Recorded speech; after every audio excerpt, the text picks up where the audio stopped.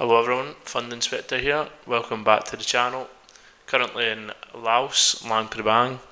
A little bit of a chaotic place. I'll talk through that in the next fund review. Some absolute belters. Law and order, health and safety. No such thing over here. Anyway, I'm just going to quickly go through the portfolio this week and I'll talk more about that in the fund review. So let's get to it. Let's talk investments, baby. Okay, as you can see up here, £303 to the good. It's been a bit of a ropey week this week. Some good, some bad. You can see my asset value is 787. That's because I'm sitting on a little bit of cash, about 500. I'm going to wait for the next buying opportunity there. So what I've done over the past week, I've added Nike to the portfolio. It's done quite well. It's up about 4%. And I have also added AMD. Not so great, but it's only down. It's down 6%, but it's a very small weighting. So what I'm going to talk through is what everybody has heard in the news, etc. Is what's happened to one of the assets I hold here in Nvidia. Now look at that. It's down 13.22%. Talk about getting stung.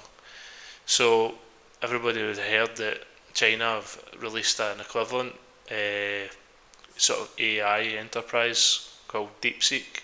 Basically, it can get done at the fraction of the cost of what Nvidia's currently doing, and it's had a really bad impact on Nvidia.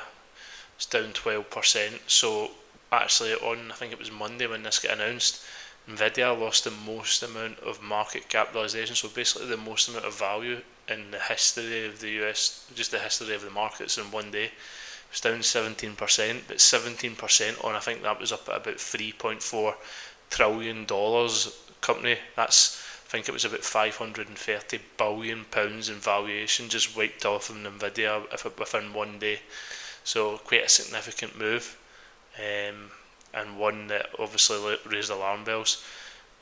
Still think long term, there's Nvidia, there has been question marks over the valuations of some of what we call the Magnificent Seven, and I did think it was overvalued.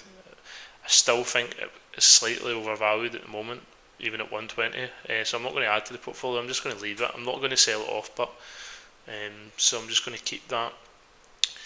And if I go back to some of my other bullish plays, Alibaba, that's what I was going to talk through. So Alibaba's actually been really good, and a lot of the China stuff was good last week, because obviously with this DeepSeek it was showing you that China is still a force, even though they've been well oversold. That was up a little bit more than that, but I'm still happy with that. I still like Alibaba for the long run, and I'm not going to be cutting down any positions. If anything, I'm going to try and concentrate a couple of these names where I've got like £300 in, sell them off, and put one position of about £800 or £900. So try and consolidate a few of these names. Cut the portfolio down from about 16 assets maybe down to about 12, but we'll just see how it plays out. I see that there's been tariffs imposed in Canada and Mexico, and quite rightly so. They've hit back saying they're just going to impose the exact same to America, so it could get a bit saucy with this sort of trade war. Trump's favourite word is tariff. Yeah, it won't be the Americans' favourite word when the inflation rate goes right through the roof and they're basically finding everything a lot more expensive than previous.